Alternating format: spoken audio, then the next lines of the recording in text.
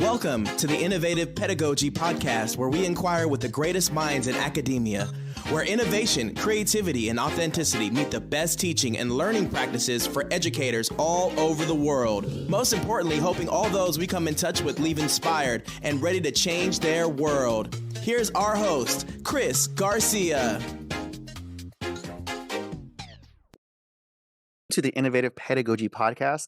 I am your host, Chris Garcia. I am thrilled to introduce our special guest, Dr. Daniel Schiff from Purdue University. Dr. Schiff holds a PhD in the School of Public Policy from Georgia Institute of Technology and is a Georgia Tech Institute Fellow and President's Fellow. He is currently an Assistant Professor of Technology Policy at Purdue University, Department of Political Science, and serves as the co-director of the Governance and Responsible AI Lab, also known as GRAIL. His research focuses on the governance and social implications of artificial intelligence with a dissertation titled Setting the Agenda, Actors, Issues, and Influence in U.S. Artificial Intelligence Policy. Welcome to the show and to the podcast, Dr. Schiff.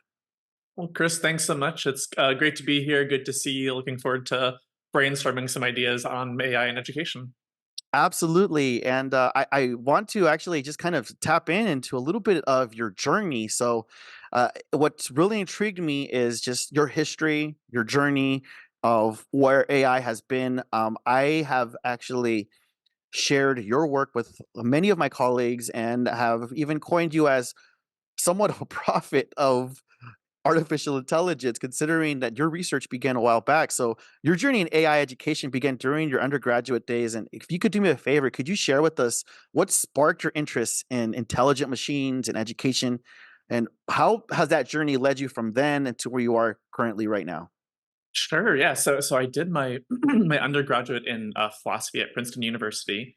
I was pursuing a certificate in robotics and intelligent systems. And sort of the short is, I became convinced, pretty early on that AI was going to have a lot of impacts in a lot of spaces. And I'm sure these interests, they stem from both enjoying science fiction when I was growing up, but also thinking about just the unique aspects of intelligence as a concept, this idea that we were replicating or emulating human capabilities and saying, well, this could really change a lot of things about our social dynamics and about work and education and a lot of really important aspects of society. So I did an undergraduate honors thesis called The Ethics of Artificial Intelligence. It's in the late 2000s. I think this is one of the first works on AI ethics. There was no field called AI ethics back then. And I had wanted to go into AI policy and help shape the direction of this, but there was no such thing as AI policy back then either. So I went into social policy more generally and directly into education policy. I got a master's in social policy at University of Pennsylvania, worked at a place called the Philadelphia Education Fund. It's sort of a mixed nonprofit doing research, programs, some policy impact, mostly for the Philadelphia School District and that region, and had gotten involved in ed tech and STEM education and teacher professional development, dropout prevention, college access, things like that. And then eventually, mid 2010s, there began to be a little bit more interest in automation disrupting jobs. Some AI advances led people to understand more impacts, and I went and pursued a PhD there. So very attentive to how this is going to play out in the educational space, since I had about 5 years in the ed policy and program space. Wow. Just on my geeky side, you mentioned science fiction really quick. What are some of your favorite science fictional movies that were like, this is something that's intrigued me as a young child, and I'm still like, what are those? A lot of the classics, right? So I, read all the Dunes, read all the Dune prequels, Okay. the Foundation series to Asimov. The Matrix, of course, was a big one. As a future philosophy major, seeing the connections of that. So those would be some of the big influences. More recently, things like the Three Body Problem. I don't know if you've read those books or watched those series, but those are great also. Nice. I will have to add that to the queue. I'm definitely going to add those to the queue. That's awesome. I love the Dune series. I mean, I most recently caught up with the movies, and of course, remember the old school ones also with Sting being in it. So. Yeah, sure. Yeah. So I want to tap into something that you actually started working with a little bit prior to the pandemic, and I want to get your thoughts on this because in 2019, you submitted a journal article entitled Out of the Laboratory and Into the Classroom: The Future of Artificial Intelligence in Education. And then later on, it was published in August of 2020 into the Journal of Knowledge, Culture, and Communication. So at that time, you compared AI education to the adoption of distance education. Knowing what you know now about how distance learning went during the 2020 and 2021 school year, and for some schools even a little bit beyond that, how do you think AI would have been received around 2020, around that time, the way it was just like a year and a half ago at the start of 2023? Yeah, this is a great question, Chris. So I guess, being in this space, coming in as a policy guy, a former education nonprofit guy in a policy school, there was this longstanding AI education community. And this has been around since 50s, 60s under different forms, different acronyms. But a lot of this work is really computer science. Kind of the main tools they would work on would be intelligent tutoring systems. So your sort of AI teacher, you interact with a computer program, and they worked on this and continue to work on it very seriously, but it didn't have this big penetration. So there are pilots and small end studies where they would find good effects in many cases. Some larger scale projects, certainly other tools like adaptive assessment. But I thought that sort of AI ed hadn't had its moment, in part because it was really in this testing computer science domain. It hadn't had that big education or policy awareness, in part because the tools weren't quite there. So I would say, distance learning was one of these things that we had a lot of hype, a lot of excitement about MOOCs in the 2010s, and there was some great promise and great tools, and then a little bit of a burst of the hype cycle. We found that many students who took these courses were students who were already well supported, more privileged, high income students. A lot of other students had a lot of dropout or didn't have a good access to these programs. So the idea of digitizing all of our education and everyone would have access to the top knowledge and we wouldn't need universities, we just have credentials. Some of this stuff has developed, but there were definitely some gaps. So I think AI would have been in a similar place. There were just sort of small scale projects. It wasn't poised to explode. But now we've moved to a place where the capabilities are much stronger, the integrations are much stronger. I think we still will have a little bit of a burst of some of the hype cycles because, as you know, implementation is much harder than just making the tool. But I guess that's where I would position it. Around 2024 is where we are. Yeah, yeah, and you kind of as you're sharing that, you're reminding me of even the whole inception and the ideas behind even just the Khan Academy, and how he, his desire was to make education and academics very accessible to anyone all over the world for free. And so when it came to the access part, and I can definitely see that. And what is your take on programs that are like that? And that kind of actually leads us to the next question, because we're going to be talking a little bit more of the holistic side. And actually, let me go ahead and ask that question because it's a Please. nice tie-in. But with the recent release of GPT 4.0, literally this week, so if you're listening to this podcast, you know the year, you know the month, and possibly the date. But with the recent release of GPT 4.0 and its ability to interact nearly holistically with the human being, how do intelligent tutoring systems and educational agents simulate a teacher's complex social behaviors within artificial intelligence and education?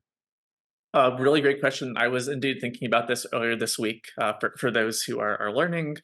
So GPT 4.0 Omni is announced this week. Will be rolled out in different stages and capabilities, but it has these great voice capabilities. It can see what's going on in your background by looking at video. So one of the gaps it's able to close to some important degree is it could sound like a teacher, like a real teacher. It can respond in close to real time. So it's much closer to conveying social emotional behavior, to having sort of affective responses that are quite compelling.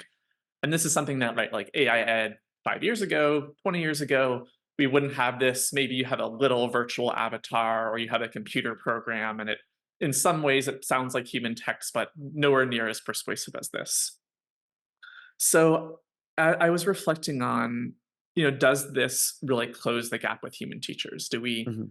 Do we still think that it's critical to have these face-to-face interactions like we're having right now? Right. where we're reading body language and things like that. Is it sufficient to have a digital avatar that uses inflection and body language? I still think that to some important degree, there's something about human contact and presence, Hmm.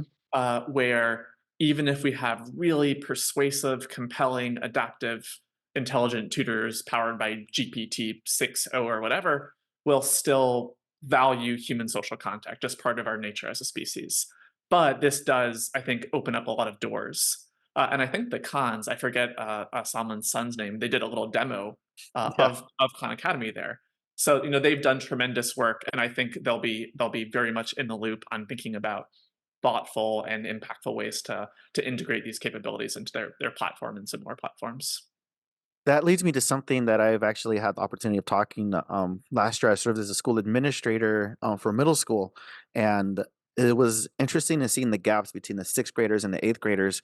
Of the eighth graders were the ones doing distance teaching as sixth graders came in a little bit halfway through the year, seventh grade, and just seeing their social interactions. But I also saw, of course, we had our sixth graders that came in, and their experience was when they were in fourth grade and in fifth grade. So it was a very interesting sociological study on my behalf, just because Mhm. that's something I majored in as an undergrad. So I've always just looked at just the human interaction of being able to see sixth graders and eighth graders coming back to school. But one of the things that really caught my attention was talking to some of the counselors during our debrief Friday morning meetings, was sharing how a lot of these eighth graders that had more of that distance learning environment utilized AI, and specifically ChatGPT, Mhm. more for that social emotional, what do I do in this situation? Or that response of having that, at least an unbiased response per se. That's a big word right there because I said unbiased, but having that just kind of more, maybe the better term is a subjective per se response, as far as like it's just a black and white, this is what you should do, this is how you feel. What is your take when it comes to utilizing AI for social emotional advice? Is it right as right means right now and then eventually moving forward? Again, like I said, it does tie a little bit with that whole bias as far as what kind of advice someone's getting. But I mean, are we going to move forward into the future where people are actually going to start using AI as social emotional counselors? This is a fascinating, important, messy topic, right? Yeah. So we have now certainly already plenty of programs, companies, startups, researchers are thinking about and have developed, mental health chatbots, counseling chatbots, nursing, elderly care, and some of these have pretty impressive effectiveness. There are studies showing that, some, GPT-4, Claude 3, whatever it is, will, outperform human psychologists in certain social emotional skills, answering standardized questions, things like that, or customized questions that are made benchmarks, outperforming medical professionals, clinicians in, a bedside manner. So in some ways, they're able to convey these capabilities in ways that could make them more effective, even socially, emotionally. But I think there's still a lot of gaps and risks here. We're still talking about systems that are emulating social emotional behavior. Hmm. So, not just your edge cases, not just your false positives and negatives. You still have the difference between a real life therapist and a chat bot with an avatar with a face that's talking to you. Still quite different things. There's definitely the sort of legal and ethical risk side. So you'll typically see, well, don't use this chatbot for real psychological or financial or legal advice. And you say, Right. okay. So this is an area where I think there's a lot of promise, but we want to be really circumspect about rolling out capabilities. So maybe, Right. preliminary, here's some mental health advice you could get, here's some emotional support you could get, but not at a place where we want to just stick middle schoolers in front of a chatbot and say, have this be your mentor or your friend, or obviously, romantic relationships are another kind of Pandora's box here that are in this space of concern. Right. And well, you mentioned the key word right now, and that is concern. And that is a perfect segue to the last question that we wanted to go over. And that is this. And now I have the opportunity and the honor of being a part of an innovation and ed tech team And we are supporting our local school districts here across San Diego County in discussions on creating AI policies. So here's the thing that I've noticed, and within our meetings, within the articles, within the research, within conversations, discussions, and that is even as someone with that holds an administrative credential, understanding educational code, educational law. The challenge is that we often see policies as strict rules that can't change. This is the law. This has to be it. But one thing I've consistently seen is with AI, we need to think of policies as living documents, as a living and breathing document that can evolve with new technologies. Last week, it could have been, we have a policy for ChatGPT, finally gets released. Oh, well, guess what? Monday and Tuesday, GPT 4.0 is out. How are you going to create a policy for that now? It's taken us a year and a half to create this. And these are the challenges that are going to be faced. So my question for you now is, what pieces of advice or questions would you advise educational leaders to take to the table when creating such quote unquote policies? Another great question, Chris. Another important, tough question. So let's see. I think I've been thinking along similar lines. So our context is adapting, the technology is adapting. In many ways, it's faster than we're used to adapting in education or any other space, frankly. So there's tools coming out so quickly that we're all in a live experimentation phase. Mhm. One thing I think about is planned experimentation. Whether you're, administrator, superintendent, an educator, try some activities with AI. Don't switch your whole course or abandon everything or whatever it may be. Be very intentional. Will this work? Will this not work? Test out little things, learn from each other. So we have, teacher networks. We have ways to share practice. I think this is something that administrators will also want to be intentional about. Do we want to move to in-class exams to avoid misconduct in certain ways, or handwriting? Do we want to lean into AI support and say we want to do tougher and more advanced projects leveraging AI? Try a little bit of both. Mhm. So I would say planned experimentation. As there's always the need in our communities for knowledge sharing. There's a lot of people who are looking and discussing. I'm sure you've been in a thousand conversations like I have with all levels about how we balance these trade-offs. So gleaning a few insights here or there. One, for example, we have a situation where we don't have a full handle on what skills students will need in 5 or 10 or 20 years. Do they lean really into STEM and they all need to become coders, or maybe we don't need coders anymore? That's a tough one. Right. So there's areas of uncertainty, but areas where we think, or at least I'll say I think, will still matter. Critical thinking will still matter. Teamwork still matters. Skills that we know matter. Revising our pedagogy to keep those skills in mind. For Right. areas of uncertainty, being very deliberate about mapping out what should our future curriculum and skill trajectory look like. And then maybe just one final insight is, a lot of this conversation has been about this skills piece. It's instrumentally, how do we support the economy and future workers? But that isn't everything to education, for the students, or for teachers, or for staffers who work at a school district.